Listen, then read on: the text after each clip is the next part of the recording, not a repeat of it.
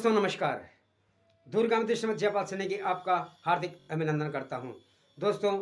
देश में अनेकों एनजीओ हैं जो कि ऐसे एनजीओ हैं जो कि भारत देश में ही नहीं बल्कि विश्व के तमाम वो जो ज़रूरतमंद लोग हैं जिनकी सेवा में सदा ही समर्पित रहते हैं। मुझे लगता है कि ऐसे एनजीओ या फिर जो भी ऐसे समाज सेवक हैं उनको हम किन शब्दों में उनका एक तरह से आभार व्यक्त करें, ऐसे कोई हमारे पास शब्द नहीं है जिनके हम उनका जिनसे कि हम उनका आभार व्यक्त कर सकते हैं। एक इंसान का जो अपना नज़रिया है, ऐसा नज़रिया शायद वो एक सामाजिक व्यक्ति ही होता है जो दूसरे के दुखों को अपना दुख समझकर उन पे एक वह सहारा देने का काम करता है कि हालांकि यह सहारा जो है यानी कि एक इन जो भी एक तरह से पीड़ित हैं परिवार हैं या बेसहारा लोग हैं या फिर जिनको सेवा की ज़रूरत है, किसी भी सेवा के मतलब माध्यम सेवा का माध्यम कुछ भी हो सकता है। गरीब बच्चे भी हो सकते हैं, अनाथ बच्चे हो सकते हैं या फिर वो बुजुर्ग व्यक्ति जो कि एक तरह से वृद्धा आश्रमों में हैं। इस तरह से कई एनजीओ देश में चल रहे हैं और मुझे लगता है कि ऐसे एनजीओ जब देश में चलते हैं तो कहीं ना कहीं किसी न किसी का जो है एक तरह से अगर यूं कहें कि किसी न किसी व्यक्ति का एक तरह से जो उनके अंदर के जो टीस हैं, जो उनके उनके चाहे किसी भी कारण पारिवारिक कारण से या फिर सामाजिक कारण से या फिर अपने आप के खुद के कारण से जो उनके अंदर टीस है, उस टीस को कम करने के लिए ही एक सामाजिक जो सामाजिक स्तर पर जो सामाजिक कार्यकर्ता हैं या जो एनजीओ है उनकी ये जिम्मेदारी अपने आप ही स्वतः ही बन जाती है कि किस तरह से हम इन मानवों का सेवा की कर सकें। ऐसे ही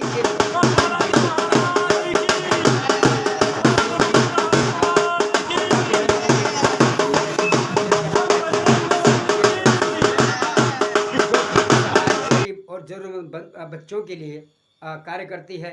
और वो उन बच्चों में एक मतलब जो अगर कहते हैं बच्चे ही देश का भविष्य है, तो इन बच्चों में वो अपने इस तरह से कार्य करते हैं कि इन बच्चों के अंदर ऐसा भविष्य एक अपने माध्यम से या फिर जो उनके साथ जुड़े हुए लोग हैं उनके माध्यम से ऐसा सांचा बनाने की कोशिश करते हैं या ऐसा सांचा में उन बच्चों को ढालने की कोशिश करते हैं ताकि ये भी कहीं किसी न किसी पद पर देश की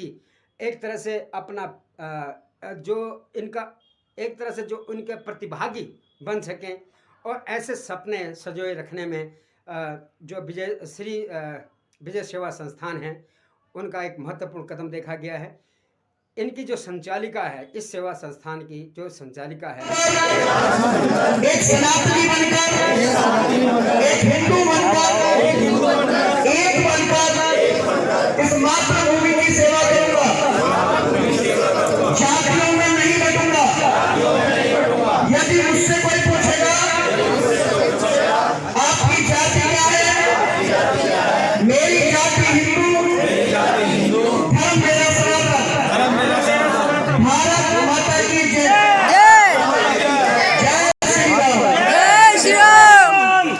इंसान में सफल पाएगा ये निश्चित ही है। मगर साथ साथ ही इन्होंने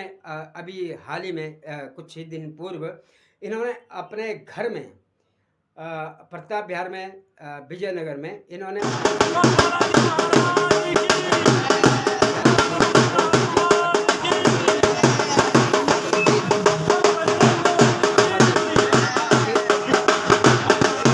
आपने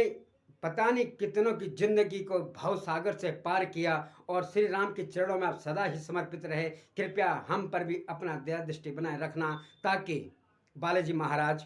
हम ये जो बच्चे हैं या फिर देश के जो ऐसे ज़रूरतमंद लोग हैं उनकी सेवा हम कर सकें। और इस सेवा में हमें कुछ नहीं बल्कि एक इनका जो असहाय बच्चे होते हैं, जो बुजुर्ग महिलाएं यानी कि किसी न किसी कारण से जो ऐसे परिवार हैं या बच्चे हैं या महिलाएं हैं या फिर अन्य कोई भी हैं, वो जब दुखी मतलब एक तरह से मन का उनका व्याकुल रहता है, दुख रहते हैं, मन के अंदर एक टीस होती है, तब जब विजय कसाना जी उनकी सेवा करती हैं तो लगता है कि हकीकत में ऐसे पुण्य आदमियों को, अगर हम ऐसे के पुण्य कहें तो बहुत ही सकारात्मक का सोच होगी हमारी भी। और सभी भले आप लोग कुछ भी कहें कि मतलब कुछ भी कहने का मतलब ये है कि आप लोग किस तरह से आप इसे संज्ञा का रूप देते हैं, मगर जब ऐसे असहाय बच्चों का कहीं न किसी न किसी तरह से एक सहारा बनता है, तो सहारा कहीं न कहीं, अगर वो सहारा कल देश के मतलब उच्च पद पर बैठ जाते हैं या पहुंच जाते हैं, तो एक वो जो सहारा होता है वो अन्यों को भी अपने एक सहारा के माध्यम से, यानी वो सोचता है कि मैं तो एक गरीब घर से हूँ, तो ऐसे करके मैं यहाँ प्रयास करके आया हूँ, इन संस्था के द्वारा आया हूँ, तो वो भी उनके दिलों में भी एक नया प्रेम जागता है और वो भी एक यानी मानवता की ज्योत जलाने में सक्षम रहते हैं। अब दूसरे बंधुगण में यहाँ पर भी श्री जो है कि सत्येंद्र गुप्ता जी हैं, वो भी आम आदमी पार्टी के एक तरह से बहुत ही मतलब क्षेत्र से अच्छे मतलब एक पदाधिकारी हैं। जब वो भी इन सेवा संस्थान में जुड़ करके या फिर श्री बहन मायावती बहन कसाना जी, विजय कसाना जी के साथ, यानी फिर अपना कभी भी जो अपना एक तरह से दायित्व निभाते हैं, इस एक तरह से जो अगर मैं कहूँ कि ये भलाई का रास्ता है या फिर ऐसे परमार्थ का पग है, जहाँ पर कि इस परमार्थ के पथ पर अगर सभी चलें तो मुझे लगता है वो पथ एक दिन हर किसी के लिए वो सेतु बनता है, जहाँ पर कि एक नया जोश और जुनून और एक नई मतलब कि एक संस्कार के उदय होते हैं। तो इसमें से सत्येंद्र गुप्ता जी का भी बहुत बड़ा योगदान मैं कभी देखा गया है। और सत्येंद्र गुप्ता जी हालांकि क्षेत्र में भी उन्होंने एक मतलब जो भी राजनीतिक पार्टियां हैं, ख़ास तौर से आम आदमी पार्टी के, उन्होंने इस चुनाव में भी बहन कसाना जी का बहुत साथ दिया था और हर जगह देखे गए वो खुद भी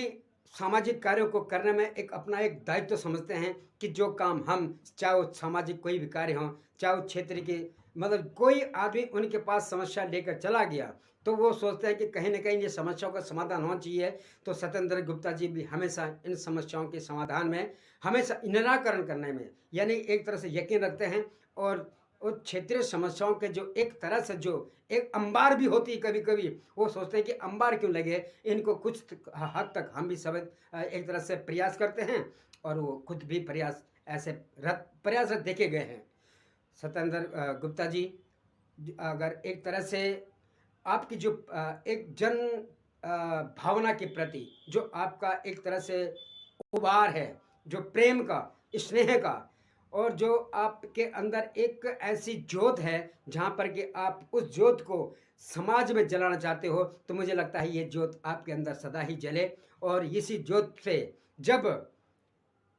अन्यों को भी यह इसकी ताप मिलती है, तो समाज भी इस ताप से एक तरह से अगर यूँ कहें कि ये ताप की ज्योत से भी वो एक तृप्त हो जाते हैं। और तृप्त करने में यानी कि वो जहाँ ज़रूरतमंदों की सेवा हो सके, जहाँ ज़रूरतमंद व्यक्ति हैं या कोई भी है, महिला पुरुष कोई भी है, जब उनकी सेवा हो सकती है, उनके कार्य होते हैं, तो उनके अंदर एक तरह से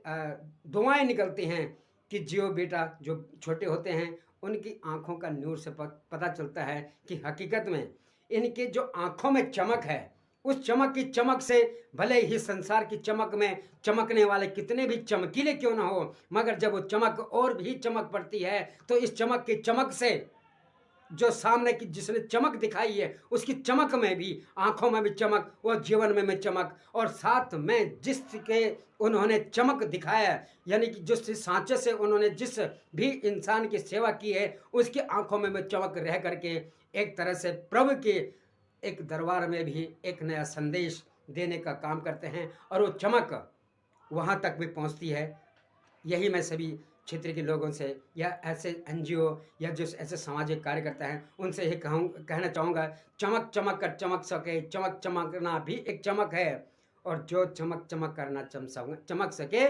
तो मैं उस चमक को क्या कहूँ, आप खुद ही कह सकते हैं। इसलिए चमकने के लिए भी कुछ अपने ऐसे प्रतिभा